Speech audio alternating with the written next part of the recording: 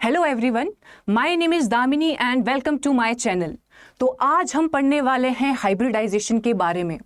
ये topic CUET PG agriculture के with respect to बहुत ही इंपॉर्टेंट टॉपिक रहने वाला है and this topic comes under genetics and plant breeding subject. तो ये टॉपिक शुरू करने से पहले मैं आपसे पूछना चाहती हूँ कि क्या आपने हाइब्रिड सीड के बारे में सुना है? आपने अक्सर अपने आसपास जहाँ पे एग्रीकल्चर प्रैक्टिस होती है वहाँ पे ये सुना होगा कि farmer ask for hybrid seed, कि फार्मर की रिक्वायरमेंट होती है, उनको हाइब्रिड सीड चाहिए, उनको हाइब्रिड टमाटो चाहिए, उनको हाइब्रिड ब्रिंजल चाहिए। तो ये हाइब्रिड सीड कैसे प्रोड्यूस किया जाता है, क्या इसके बेनिफिट्स हैं, तो ये आज हम अपनी वीडियो में पढ़ेंगे। तो let's begin with the definition of hybridization. Hybridization की क्या डेफिनेशन है? हाइब्रिडाइजेशन का मतलब है कि जब हम दो पेरेंट की क्रॉसिंग करते हैं, जब हम दो पेरेंट की क्रॉसिंग करते हैं या दो पेरेंट को मेट करते हैं तो उस प्रोसेस को कहा जाता है हाइब्रिडाइजेशन। बट अब जो पेरेंट्स हम यूज कर रहे हैं उसमें एक चीज होनी चाहिए कि वो जेनेटिकली डिसिमिलर होने चाहिए। ठीक है, अब यहाँ पे देखते हैं, जैसे हमारे पास डायग्राम है, दो पेरेंट हैं, parent A and parent B। This is parent A and parent B। ये दोनों पेरेंट्स हैं, ये जेनेटिकली क्या होने चाहिए? ये जेनेटिकली डिसिमिलर होने चाहिए हाइब्रिडाइजेशन के लिए, जेनेटिकली डिसिमिलर होने चाहिए हाइब्रिडाइजेशन के लिए। जो इनको क्रॉस करके आगे जो प्रोजेनी आएगी उसको F1 कहा जाता है। उसको क्या कहा जाता है? F1 कहा जाता है। F1 का मतलब होता है first filial generation, first filial generation. तो हाइब्रिडाइजेशन के लिए प्री रिक्विजिट फैक्टर क्या है? हमें दो पेरेंट्स चाहिए जो जेनेटिकली डिसिमिलर होने चाहिए, और जो हमें हाइब्रिडाइजेशन का प्रोडक्ट मिलता है उसको हाइब्रिड कहा जाता है। ये दोनों definition exam point of view से बहुत इंपॉर्टेंट है कि हाइब्रिडाइजेशन क्या होता है, हाइब्रिड क्या होता है। और इसके बाद एक और इंपॉर्टेंट चीज आ जाती है कि जो फर्स्ट आर्टिफिशियल हाइब्रिड था उसको बनाया था किसने? थॉमस फेयरचाइल्ड ने। पहला आर्टिफिशियल हाइब्रिड जो था उसको थॉमस फेयरचाइल्ड ने बनाया था। अब उसको नाम उसने अपने नाम पे दे दिया, उसको डिसाइड करने का टाइम ही नहीं मिला कि मैं क्या नाम दूंगा, तो उसने कहा कि मैं अपने नाम पे ही उसको रख देता हूं। तो उसने उस क्रॉस का नाम रखा Fairchild mule. Fairchild mule which is a cross between sweet William and carnation. Carnation का तो आपको पता है कि that is a flower, sweet William is also a flower. Sweet William का साइंटिफिक नेम है डायंथस बार्बेटस एंड कार्नेशन का नाम है डायंथस कैरियोफाइलस। तो जो पहला आर्टिफिशियल हाइब्रिड था हमारा दैट वाज फेयरचाइल्ड म्यूल। अब हम पढ़ेंगे कि हाइब्रिडाइजेशन के पर्पस क्या है, हाइब्रिडाइजेशन को क्यों किया जाता है, तो वो हम अब आगे पढ़ेंगे। तो let's start with the objective of hybridization, कि हाइब्रिडाइजेशन क्यों जरूरी है, क्यों हमें करनी चाहिए हाइब्रिडाइजेशन। तो लेट्स स्टार्ट विद दैट। तो फॉर एग्जाम्पल मेरे पास कोई पेरेंट A है, A पेरेंट है और दूसरा पेरेंट है B। जब मैं इन दोनों को क्रॉस करती हूँ, फॉर एग्जाम्पल A जो है वो मेरा हाई इल्डिंग है, हाई इल्डिंग वेराइटी है, बट उसमें डिजीजेज आ जाती हैं, वो डिजीज ससेप्टिबल है, वो बीमार जल्दी पड़ जाता है वो पौधा, राइट। और B पेरेंट जो है वो ईल्ड कम देता है पर वो बीमार ज्यादा नहीं पड़ता, उसमें डिजीज रेजिस्टेंसी है। तो अगर मैं चाहती हूं कि जो प्रोजेनी आए या जो मैं वैरायटी बनाने वाली हूं उसमें ये दोनों ट्रेट आए, मुझे चाहिए कि हाई इल्डिंग वैरायटी हो और डिजीज रेजिस्टेंट हो, तो मैं क्या करूंगी, A और B पेरेंट लिए मैंने, उनको क्रॉस करके F1 प्रोड्यूस करूंगी। तो जो F1 आएगा वो क्या होगा? High yielding and disease resistant, disease resistant. तो इसका मतलब क्या हुआ? इसका मतलब ये हुआ कि हम हाइब्रिडाइजेशन किस लिए कर रहे हैं? ताकि हमें न्यू वैरायटी बनानी हो। अगर हमें न्यू वैरायटी बनानी है, अगर हमें पेरेंटल ट्रेट को कंबाइन करना है, अगर मैं चाहती हूँ कि मेरी वैरायटी अच्छी क्वालिटी की हो, अच्छी यील्ड दे, डिजीज रेजिस्टेंसी आए, अल्टीमेटली अगर मैं अपनी वैरायटी को इम्प्रूव करना चाहती हूँ तो तब हम हाइब्रिडाइजेशन करते हैं। तो यहाँ पे मैंने ऑब्जेक्टिव में लिखा है कि अगर मुझे डिजायरेबल ट्रेट्स कंबाइन करने हैं, अगर ईल्ड इम्प्रूव करनी है या डिजीज़ और पेस्ट रेजिस्टेंसी लानी है वैरायटी में या उसकी क्वालिटी एनहेंस करनी है, तो we will go for hybridization. अब उसके बाद आ जाता है हाइब्रिडाइजेशन। समझने से पहले हमें ये भी देखना पड़ेगा कि कौन कौन से टाइप के क्रॉसेस होते हैं। अब मैंने आपको बेसिक एग्जांपल दिया जिसमें 2 पेरेंट्स इन्वॉल्व थे। मैंने बोला कि कोई ए पेरेंट है, कोई बी पेरेंट है, उन दोनों को क्रॉस करके हमने F1 प्रोड्यूस किया। अब ज़रूरी थोड़ी ना कि मेरे पास हर बार 2 ही पेरेंट इन्वॉल्व होंगे, ऐसा भी हो सकता है कि 2 से ज़्यादा पेरेंट्स इन्वॉल्व हों।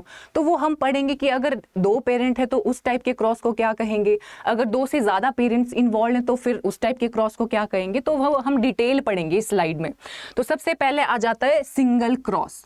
सिंगल क्रॉस जिसका मैंने आपको पिछले स्लाइड में एग्जाम्पल दिया कि जब 2 पेरेंट्स इन्वॉल्व हैं क्रॉसिंग में, एक पेरेंट ए हो गया, एक पेरेंट बी हो गया, ये दोनों क्रॉसिंग में इन्वॉल्व हैं और इनका जो क्रॉस होगा वो आगे F1 प्रोड्यूस करेगा। मतलब क्रॉसिंग के लिए हमें कितने पेरेंट चाहिए, 2 पेरेंट। जब क्रॉसिंग में सिर्फ 2 पेरेंट इन्वॉल्व है तो उसको कहा जाता है सिंगल क्रॉस। उसके बाद आता है कॉम्प्लेक्स। अब कॉम्प्लेक्स का नाम से पता चल रहा है कि कॉम्प्लेक्स क्रॉस में क्या होगा, 2 से ज़्यादा पेरेंट्स इन्वॉल्व होंगे। फॉर एग्जांपल मेरे पास 5-6 पेरेंट्स हैं, लाइक ए पेरेंट है, बी पेरेंट है, सी पेरेंट है, डी पेरेंट है, ई पेरेंट है, एफ पेरेंट है। तो अब हम क्रॉसिंग कैसे करेंगे, तो हम रैंडमली क्या करते हैं, पेरेंट्स को चूज़ करेंगे या उनके कैरेक्टर्स को देख के उसको चूज़ करेंगे कि ए पेरेंट मुझे ज़्यादा सुपीरियर लग रहा है तो मैं उसको बी के साथ क्रॉस करवाऊंगी, सी को मैं डी के साथ क्रॉस कराऊंगी, ई को मैं एफ के साथ क्रॉस कराऊंगी। अगर मेरे पास जी है, अगर कोई और चीज आ जाए, अगर और पेरेंट है लाइक जी पेरेंट है, ठीक है, तो जी पेरेंट को क्या करूंगी मैं, तो इनके किसी F1 के साथ इसको मैं क्रॉस कर दूंगी। तो that is known as complex cross, जब मेरे पास बहुत सारे पेरेंट्स इन्वॉल्व हैं क्रॉसिंग में, राइट। उसके बाद आ जाता है डबल क्रॉस। डबल क्रॉस का क्या मतलब होता है, अब डबल क्रॉस आपको नाम से पता चल रहा होगा कि उसमें 2 बार क्रॉसिंग होगी। अब 2 बार क्रॉसिंग कैसे होगी, जैसे मेरे पास इसमें 4 पेरेंट्स इन्वॉल्व हैं, 4 पेरेंट्स इन्वॉल्व हैं, जैसे ए हो गया, ए पेरेंट है, बी पेरेंट है, सी पेरेंट है और डी पेरेंट है। ये मेरे पास 4 पेरेंट्स हैं।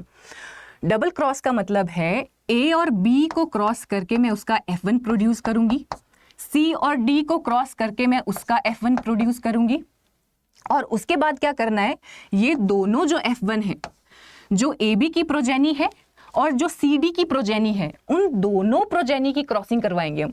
उन दोनों प्रोजेनी की क्रॉस करके हम आगे इनका F1 प्रोड्यूस करेंगे, तो उसको कहा जाता है double cross, right.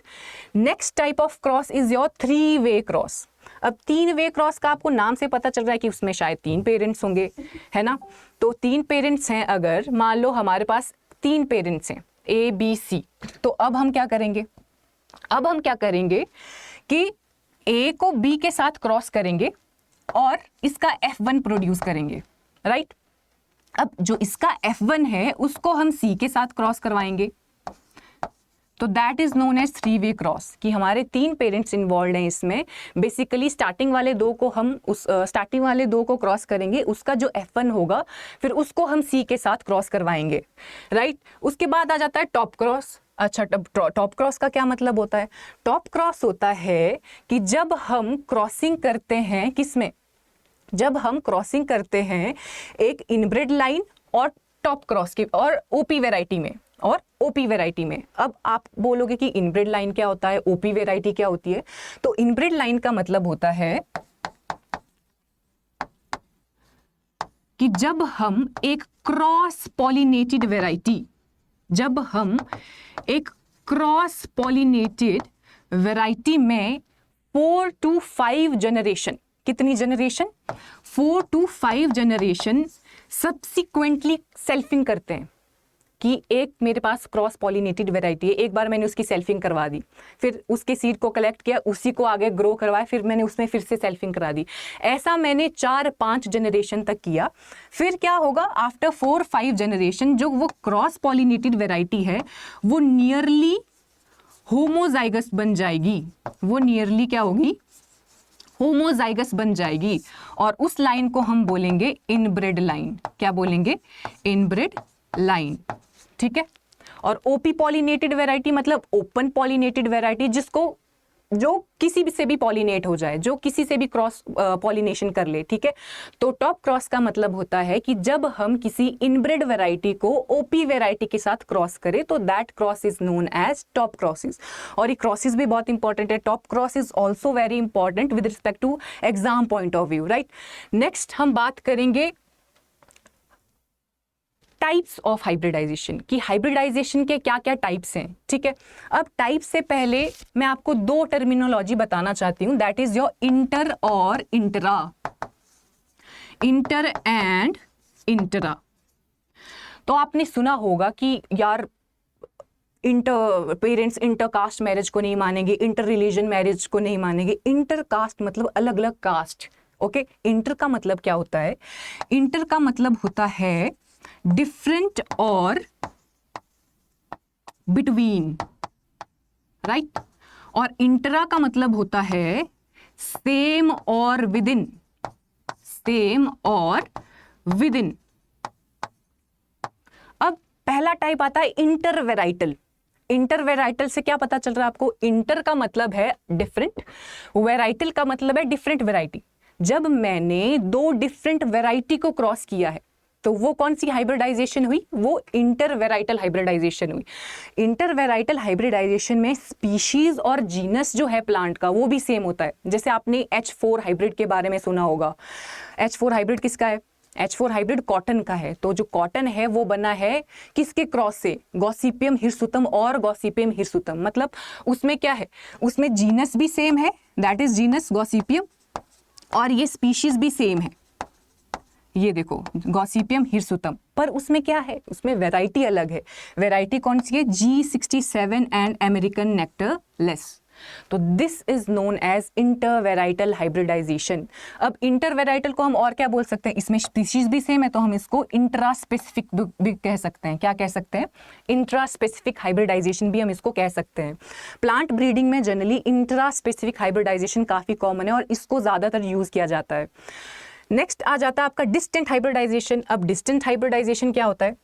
Distance hybridisation में क्या होगा बेसिकली, जब हम क्रॉसिंग करेंगे दो प्लांट्स के बीच में जो जेनेटिकली जो जिसका जीनस अलग हो और जिसकी स्पीशीज अलग हो, ठीक है। अब मान लो ऐसे प्लांट हमने चूज किए जिनका स्पीशीज अलग हो, तो उनको क्या बोलेंगे हम? इंटरस्पेसिफिक, ठीक है। जैसे हमने यहाँ पढ़ा कि ट्रिटिकम एस्टाइवम है और ट्रिटिकम ड्यूरम को हमने क्रॉस किया। अब इसमें क्या है? स्पीशीज अलग है, तो उसको क्या बोलेंगे हम? Interspecific, right. बट इसमें क्या है? जीनस सेम है तो हम इसको साथ साथ इंटरा जेनेरिक भी कह सकते हैं। और जैसे मैंने आपको इंटर वेराइटल में कॉटन का एग्जाम्पल दिया, इसमें भी मैं आपको कॉटन का एग्जाम्पल दे सकती हूँ। कॉटन की एक वेराइटी है वारालक्ष्मी, तो that is a cross between Gossypium hirsutum and Gossypium barbadense, ठीक है। अब इसमें हमें क्या दिख रहा है कि स्पीशीज अलग हैं और जीनस सेम है, तो हम इसको क्या बोल सकते हैं? इंट्रा जेनेरिक या inter specific hybridization. Next is intergeneric, intergeneric hybridization. Intergeneric hybridization का क्या मतलब होगा? कि जनरा अलग अलग होंगे। जैसे आपने ट्रिटिकेल का एग्जांपल सुना है। Triticale is a cross between Triticum aestivum and Secale cereale. Triticale जो है क्रॉस किसका है?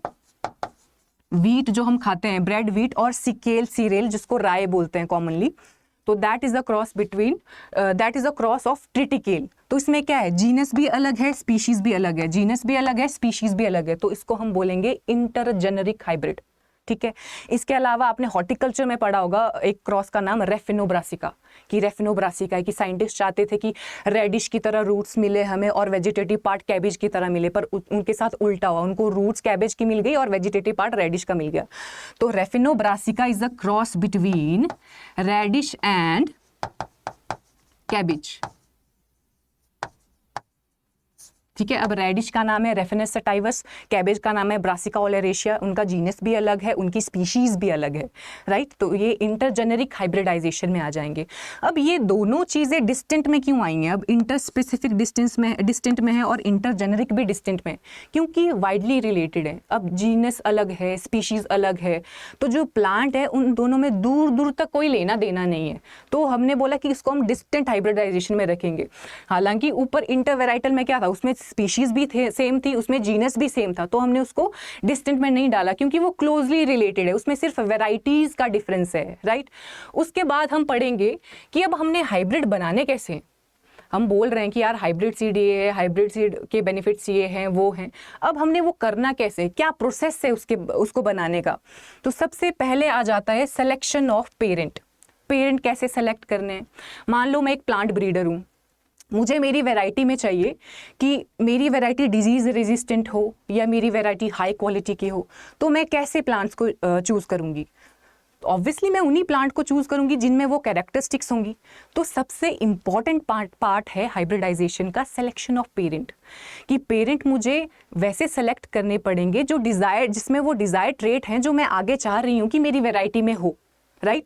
जैसे यहाँ पे है selection of parent, choose to genetically different parent with desired trait like high yield हो गया, ड्रॉट रेजिस्टेंसी है या डिजीज रेजिस्टेंसी है। तो पेरेंट का सिलेक्शन बहुत ही इंपॉर्टेंट रोल प्ले करता है हाइब्रिडाइजेशन में। दूसरा टाइप आ जाता है इसका, दूसरा प्रोसेस आ जाता है इसका इमैस्कुलेशन। अब इमैस्कुलेशन नाम से पता चल रहा है कि that is related to male, है ना। अब हम क्या करते हैं इसमें, बेसिकली हम मेल पार्ट को रिमूव कर देते हैं। मेल जो पोर्शन होगा फ्लावर का उसको हम हटा देंगे, निकाल देंगे, ठीक है। अब वो कैसे कैसे करना होता है? अब बेसिकली इमैस्कुलेशन बाइसेक्सुअल फ्लावर में प्रैक्टिस की जाती है। लास्ट क्लास पॉलिनेशन की ली थी मैंने, उसमें मैंने आपको बताया था कि बाइसेक्सुअल फ्लावर क्या होते हैं, यूनिसेक्सुअल फ्लावर क्या होते हैं। तो बाइसेक्सुअल फ्लावर का मतलब है एक ही फ्लावर में जो है वो फीमेल पार्ट भी एक ही फ्लावर में है और मेल पार्ट भी एक ही फ्लावर में है, राइट। ये दोनों एक ही फ्लावर में है, पर मैं चाहती हूं कि जो ये स्टिग्मा है, फॉर एग्जांपल ये कोई फ्लावर है वो हाई यील्डिंग है, ठीक है। अब वो लो यील्डिंग है और मैं चाहती हूँ अब मेरी वैरायटी ऐसी आए जो हाई यील्डिंग हो। अब मैं ये नहीं चाहूंगी कि इस एंथर से जो पॉलन रिलीज होंगे वो इस पे जाए, तो मुझे ये मेल को रिमूव करना पड़ेगा, इस मेल को इस फ्लावर से हटाना पड़ेगा। और हटाऊंगी इसको तो उस प्रोसेस को क्या कहा जाता है? इमैस्कुलेशन कहा जाता है। इमैस्कुलेशन के बहुत सारे तरीके होते हैं। सबसे पहला तो आता है हैंड इमैस्कुलेशन। यहाँ पे देखो जैसे हैंड इमैस्कुलेशन की गई है, हाथ इसमें दिखाया नहीं है पर फोर्सेप का इस्तेमाल किया है। फोर्सेप यहाँ पे ये है, फोर्सेप से क्या किया जाएगा? Basically hand emasculation generally opening से पहले किया जाता है, कि फ्लावर अभी खुला नहीं है उससे पहले किया जाता है। उसमें पेटल्स को खोला जाता है और फिर जो मेल पोर्शन होगा उसको फोर्सेप से हम निकाल देंगे। तो that is known as hand emasculation. और हैंड इमैस्कुलेशन को जनरली लार्ज फ्लावर में प्रैक्टिस किया जाता है। अब बड़े बड़े फ्लावर होंगे वो इजी टू हैंडल होंगे हाथ से, अब छोटे छोटे फ्लावर होंगे उसमें मतलब कंटामिनेशन का भी चांसेस रह सकता है। तो छोटे फ्लावर्स के केस में हम हैंड इमैस्कुलेशन नहीं करते हैं। छोटे फ्लावर के लिए हम करेंगे सक्शन मेथड से। अब सक्शन मेथड में बेसिकली क्या होता है, एक सक्शन होज होता है, उसके आगे एक रबर की ट्यूब लगी होती है, वो क्या करता है? पॉलन को सक कर देता है। अब सक्शन मेथड हम तभी अप्लाई करते हैं जब फ्लावर खुल चुका होता है, कि फ्लावर जस्ट खुला है और बस मैंने क्या किया, सक्शन मेथड से, सक्शन होज से उस पॉलन को प्लांट से या फ्लावर से सक कर लिया, राइट। तो that is known as suction method. और सक्शन मेथड को स्मॉल फ्लावर में प्रैक्टिस किया जाता है। और ये बहुत इंपॉर्टेंट है कि कौन सा type of emasculation small flower में होता है जनरली, कौन सा लार्ज फ्लावर में होता है। तो दिस इज नेक्स्ट आता है आपका hot water treatment. Hot water treatment में बेसिकली क्या होगा कि हम उसको गर्म पानी में रखेंगे, फ्लावर को डालेंगे ट्रीटमेंट। अब आप बोलोगे कि यार गर्म पानी में डाला तो फ्लावर के बाकी पार्ट भी हैं, फीमेल पार्ट भी तो है, बट जनरली क्या होता है जो पॉलेंस हैं वो ज़्यादा सेंसिटिव होते हैं हॉट वाटर के लिए या कोल्ड ट्रीटमेंट के लिए, तो वो जल्दी मर जाते हैं, पॉलन जल्दी किल हो जाते हैं हॉट वाटर ट्रीटमेंट से या कोल्ड ट्रीटमेंट से। तो जैसे एग्जाम्पल सॉर्गम के केस में क्या होगा, सॉर्गम के केस में अगर हम फ्लावर को 42 टू 48 डिग्री सेंटीग्रेड टेम्परेचर का ट्रीटमेंट दें तो उसके पॉलेंस मर जाते हैं, उसके पॉलेंस किल हो जाते हैं, राइट। ये था हॉट वाटर ट्रीटमेंट। अब आ जाता है cold water treatment. Cold water में बेसिकली हमें उसको कोल्ड ट्रीटमेंट देनी है, ठंडे टेम्परेचर में रखना है। तो जैसे राइस में क्या होता है, राइस की सीडलिंग को हम टेम्परेचर देते हैं 0.6 डिग्री सेंटीग्रेड, ताकि उसके पॉलन मर सके, ताकि उसमें इमैस्कुलेशन हो सके, राइट। अब ये हो गया मैंने कि मैनुअली भी हाथ से कर दिया, मैंने हॉट वाटर ट्रीटमेंट भी दे दी, मैंने कोल्ड ट्रीटमेंट भी दे दी। अब कुछ केमिकल्स भी ऐसे होते हैं जिसकी हेल्प से इमैस्कुलेशन हो सकता है। जैसे आपका मैलिक हाइड्राजाइड आपने सुना होगा कि कॉटन या वीट में अगर हमें इमैस्कुलेशन करिए तो उसमें पॉपुलरली वो चीज़ यूज़ होती है। उसके अलावा इथरल हो गया या सोडियम मिथाइल आर्सिनेट हो गया, राइट। तो ये इमैस्कुलेशन हो गया। अब पर्पज़ क्या है इमैस्कुलेशन का, वो मैंने आपको बता दिया, ताकि ये जो पॉलन है, सेम फ्लावर का पॉलन इसको पॉलिनेट ना कर सके। हम किससे पॉलिनेट करवाएंगे फ्लावर को, जो हम चाहते हैं, जिस इंसान के साथ हम इसकी शादी कराना चाहते हैं, हम उसी के, जिस पॉलन के साथ हम इसकी शादी करवाना चाहते हैं, तो हम उसी के साथ इसकी डस्टिंग करवाएंगे। ऐसे ऐरे गहरे पॉलन के साथ हम इसकी डस्टिंग नहीं करवाएंगे, राइट। उसके बाद आ जाता है, जैसे अब इमैस्कुलेशन कर दी मैंने फ्लावर में, इमैस्कुलेशन के बाद आता है बैगिंग और टैगिंग। बैगिंग का मतलब होता है जो फ्लावर, जिस फ्लावर में मैंने इमैस्कुलेशन की है उसके बाहर मैंने बैग लगा देना है। अब बैग आपका यूजुअली पेपर बैग होता है या वेजिटेबल पार्चमेंट पेपर होता है, लाइक ये फ्लावर के बाहर मैंने ये बैग लगा दिया है, तो वो उसकी बैगिंग हो गई, ठीक है। बैगिंग क्यों करते हैं? बैगिंग इसीलिए करते हैं ताकि फॉरेन पॉलन आके उस स्टिग्मा पे पॉलिनेशन ना कर पाए। अब मैं उस स्टिग्मा पे किसको पॉलिनेट करवाऊंगी? अपने डिजायर्ड पॉलन को ही, डिजायर्ड प्लांट से लिए गए पॉलन को ही मैं उस स्टिग्मा पे इंट्रोड्यूस करवाऊंगी, तो उसके लिए मुझे बैगिंग करनी पड़ेगी। इमैस्कुलेशन और पॉलिनेशन में जनरली, इमैस्कुलेशन जनरली इवनिंग को की जाती है और पॉलिनेशन सुबह के टाइम की जाती है। तो उस दौरान जो गैप बचता है, तो उस गैप के लिए हमें बैगिंग करनी पड़ती है, ठीक है। बैगिंग के बाद हम जनरली क्रॉसिंग करते हैं, उसके बाद हम टैग लगाते हैं, राइट। तो ये हो गया बैगिंग। बैगिंग के बाद आ जाएगा क्रॉसिंग। क्रॉसिंग में क्या हुआ, जो इमैस्कुलेटेड फ्लावर था, जैसे यहाँ पे डायग्राम में आपको दिखाया गया होगा, ये फॉर एग्जांपल इमैस्कुलेटेड फ्लावर है, तो इसमें मैंने क्या किया, जो मेरा डिजायर्ड प्लांट का पॉलन था उसकी मैंने डस्टिंग करवा दी। एक ब्रश सा होता है, जैसे पेंटिंग ब्रश होता है ना, वैसा सा ब्रश होता है, तो उससे पॉलन को कलेक्ट किया जाता है, उससे पॉलन को कलेक्ट किया जाता है और उसकी डस्टिंग की जाती है स्टिग्मा के सरफेस पे। तो उस प्रोसेस को क्रॉसिंग कहा जाता है। भाई ये चीज़ हम आर्टिफिशियली इंड्यूस करवा रहे हैं, नेचुरली नहीं हो रही है, हम आर्टिफिशियली इंड्यूस करवा रहे थे, इसीलिए इसको आर्टिफिशियल क्रॉसिंग कहा जाता है, राइट। उसके बाद हम टैगिंग कर देंगे। हम बैगिंग के जस्ट बाद भी टैगिंग कर सकते हैं। टैगिंग में बेसिकली 2-3 इंफॉर्मेशन बहुत इंपॉर्टेंट है कि टैग में मेंशन होनी चाहिए, जो कि आपकी है कि एक तो डेट ऑफ इमैस्कुलेशन पता होना चाहिए कि इमैस्कुलेशन कब हुआ है, ठीक है। तो और उसके बाद की डेट ऑफ क्रॉसिंग क्या है, जैसे मैंने यहाँ पे बताया है कि डेट ऑफ इमैस्कुलेशन कब हुआ है, डेट ऑफ क्रॉसिंग क्या है, और उस प्लांट का पेरेंटल कॉम्बिनेशन क्या है। पेरेंटल कॉम्बिनेशन क्या है, फॉर एग्जांपल मैं टोमेटो में ब्रीडिंग कर रही हूँ, तो वो प्लांट का पेरेंट कौन सा है, जिसका मैंने पॉलन डस्टिंग किए तो वो पेरेंट कौन सा है, तो मुझे पेरेंटल कॉम्बिनेशन भी उस टैग पे मेंशन करना है। तो पेरेंटल कॉम्बिनेशन जब भी मैं लिखूंगी तो सबसे पहले मैं फीमेल पेरेंट का नाम लिखती हूँ, उसके बाद मैं मेल पेरेंट का नाम लिखूंगी। फॉर एग्जाम्पल जैसे मैंने यहाँ पे एग्जाम्पल दिया है कि अगर सी और डी कोई 2 पेरेंट है, तो उसमें से सी जो है वो फीमेल पेरेंट डिनोट करता है और जो डी पेरेंट है वो मेल डिनोट करता है, ठीक है। तो ये हो गया आपका, मैंने क्या कर दिया, मैंने प्लांट सेलेक्ट, पेरेंट सेलेक्ट कर दिए, इमैस्कुलेशन भी कर दिया, बैगिंग कर दी, टैगिंग कर दी, क्रॉसिंग कर दी। अब क्रॉसिंग के बाद भी हम क्या करेंगे, बैगिंग करेंगे।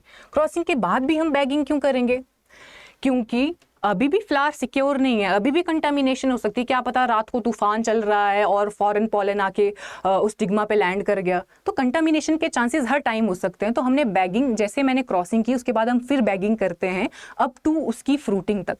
जैसे उसका फ्रूट आया वैसे मैंने उससे सीड हार्वेस्ट कर लिए, सीड निकाल लिए। उन सीड को, जैसे मैंने क्या बोला, जैसे सीड उसके आए, उन सीड को जब मैं सो करूँगी तो जो वो प्लांट्स हमें मिलेंगे वो होंगे आपके हाइब्रिड, वो होंगे आपके क्या, हाइब्रिड। तो ये पूरा प्रोसेस था कि कैसे हाइब्रिडाइजेशन होती है, कि पहले हमें प्लांट पेरेंट वैसा सेलेक्ट करना पड़ेगा जैसा मेरा ऑब्जेक्टिव है, फिर मुझे मेल पार्ट, अगर बाइसेक्सुअल फ्लावर है तो मुझे उसका मेल पार्ट रिमूव करना पड़ेगा। फिर हमने अलग अलग मेथड पढ़े कि मेल को किस तरीके से रिमूव किया जाता है। फिर थर्ड हमने पढ़ा कि बैगिंग कहाँ कैसे करनी है, बैगिंग क्यों करते हैं, टैगिंग क्यों करते हैं, क्रॉसिंग कैसे करते हैं, या जब हमारा फ्रूट बन गया उसके बाद सीड को हार्वेस्ट करके उसको आगे ग्रो करवाया जाता है तो हमें फिर जाके हाइब्रिड मिलेगा। तो ये सारे स्टेप्स थे या प्रोसीजर थे कि किस तरीके से हाइब्रिडाइजेशन परफॉर्म होता है। उसके बाद आ जाता है कि what are the results of hybridization, कि क्या रिजल्ट हैं हाइब्रिडाइजेशन के। हाइब्रिडाइजेशन के रिजल्ट में क्या है, सबसे पहले आ जाता है हिटरोसिस। अब हिटरोसिस क्या होता है, जैसे फॉर एग्जांपल मेरे पास दो पेरेंट हैं, एक पेरेंट ए है और एक पेरेंट बी है। तो ए पेरेंट की मान लो हाइट 30 सेंटीमीटर है और सी पेरेंट की हाइट 45 सेंटीमीटर है, और जो उसकी प्रोजेनी आ रही है वो 50 या 55 सेंटीमीटर है, कुछ भी ले लो। अब क्या हो रहा है, ए पेरेंट 30 था, बी पेरेंट 45 सेंटीमीटर था, पर उसकी प्रोजेनी 55 सेंटीमीटर है। तो मतलब जो प्रोजेनी है that is superior to both the parent. वो पेरेंट ए के मुताबिक भी अच्छी है, वो पेरेंट बी के मुकाबले भी अच्छी है। तो हिटरोसिस का मतलब होता है सुपीरियोरिटी ऑफ F1, इसको F1 ही बोलेंगे ना, superiority of F1 over both the parent. और हिटरोसिस एक बहुत इंपॉर्टेंट टॉपिक, इसका डेफिनेशन भी आ जाती है पेपर में। तो superiority of F1 over both the parent is known as heterosis। ठीक है, अब हाइब्रिडाइजेशन का प्रोडक्ट है, अगर दो जेनेटिकली डिसिमिलर पेरेंट मैंने यूज किए तो उससे आगे जो प्रोजेनी मिलेगी हमें तो वो सुपीरियर होगी, राइट। दूसरा, अब हाइब्रिडाइजेशन के ऐसा नहीं है कि अच्छे पॉइंट्स है, बुरे भी पॉइंट्स हैं। जैसे मैंने आपको इंटरस्पेसिफिक में प्लांट्स का एग्जांपल दिया था, बट आपने सुना होगा, लोअर क्लासेस में पढ़ा होगा, म्यूल क्या होता है, हिनी क्या होता है। म्यूल क्या होता है, म्यूल किसका क्रॉस होता है, Mule is a cross between female horse and male donkey। ठीक है, और हम क्या बोलते हैं कि म्यूल इज स्टेराइल। अब वो भी क्रॉसिंग, इन दोनों की क्रॉसिंग से बना है ना, पर वो स्टेराइल है। हाइब्रिडाइजेशन में ये चीज भी हो जाती है कि प्रोजेनी स्टेराइल हो जाती है। वो बहुत सारे उसके फैक्टर हो सकते हैं कि इनकम्पैटिबल मेटिंग हो गई, या क्रोमोसोमल रीअरेंजमेंट इस तरीके का है कि आगे उनका प्लॉइडी लेवल इस तरीके का है कि जो प्रोजेनी हमें मिल रही है वो स्टेराइल मिल रही है। इसके अलावा जो प्लांट मिलेगा उसकी पॉलन ट्यूब ग्रोथ अरेस्ट हो सकती है, एम्ब्रियो अबॉर्ट हो सकता है। तो प्रोज एंड कॉन्स दोनों है हाइब्रिडाइजेशन के। तो मेनली हमने बताया जो हाइब्रिडाइजेशन का वो था कि अगर मुझे न्यू वेराइटी बनानी है, अगर मुझे पेरेंटल ट्रेट्स कंबाइन करने हैं, then we will go for hybridization. तो ये पूरा टॉपिक के बारे में था कि हाइब्रिडाइजेशन क्या होता है, क्या डिफरेंट क्रॉसेस होते हैं हाइब्रिडाइजेशन के, अलग अलग टाइप्स हमने पढ़े इसमें, और हमने स्टेप्स पढ़े या प्रोसीजर्स पढ़े कि किस तरीके से हम हाइब्रिडाइजेशन करते हैं। नेक्स्ट मैं बात करूंगी कुछ क्वेश्चंस की जो एग्जाम पॉइंट ऑफ व्यू से इंपॉर्टेंट है, जो हमने पीपीटी में कवर कर दिए हैं वैसे। तो पहला आ जाता है, a progeny that has resulted due to cross between two genetically dissimilar parent is known as। एक ऐसी प्रोजेनी जो हमें तब मिलती है जब हम दो जेनेटिकली डिसिमिलर पेरेंट को क्रॉस करते हैं, उसको क्या कहते हैं, तो उसको क्या बोलते हैं, उसको बोलते हैं हाइब्रिड। ये हमने सबसे स्टार्टिंग में पढ़ा कि हाइब्रिड क्या होता है, हाइब्रिडाइजेशन क्या होता है, right. Next question is hybridization performed between plants belong to different variety. अब डिफरेंट वेराइटी मैंने क्या बोला था आपको, इंटर डिफरेंट वेराइटी मतलब वेराइटल, तो इंटर वेराइटल हुआ, तो इंटर वेराइटल। बट इसमें हमें ऑप्शन में क्या दिया है, इंटर वेराइटल तो है, इसमें हमें इंट्रा स्पेसिफिक भी दिया है। तो हमने H4 का एग्जांपल पढ़ा था कि गॉसिपियम हिरसुतम क्रॉस गॉसिपियम हिरसुतम H4 बना रहा है, पर उसकी अलग अलग वेराइटी थी, तो वो इंटर स्पेसिफिक भी सही हो जाएगा, मतलब both A and B will be the right answer, right. उसके बाद which method of emasculation is successful in small flower. ये मैंने आपको सारी चीज़ें उसी टाइम मेंशन कर दी थी, पढ़ाते वक्त ही मेंशन कर दी थी कि स्मॉल फ्लावर के लिए क्या है, लार्ज फ्लावर के लिए क्या है। तो स्मॉल फ्लावर के लिए सक्शन मेथड का इस्तेमाल किया जाता है। और उसके बाद आ जाता है cross between inbred and OP variety. Cross between inbred and OP variety is your top cross, right. तो that's all about topic hybridization. I hope आपको ये सेशन अच्छा लगा होगा और आगे भी हम ऐसे इंपॉर्टेंट सेशंस करवाते रहेंगे, आगे भी मैं आपको ऐसी ही वीडियो प्रोवाइड करती रहूँगी इसी एनर्जी के साथ। सो अगर आपको मेरी वीडियो पसंद आई हो तो प्लीज़ डू सब्सक्राइब, लाइक और share my channel. So thank you so much.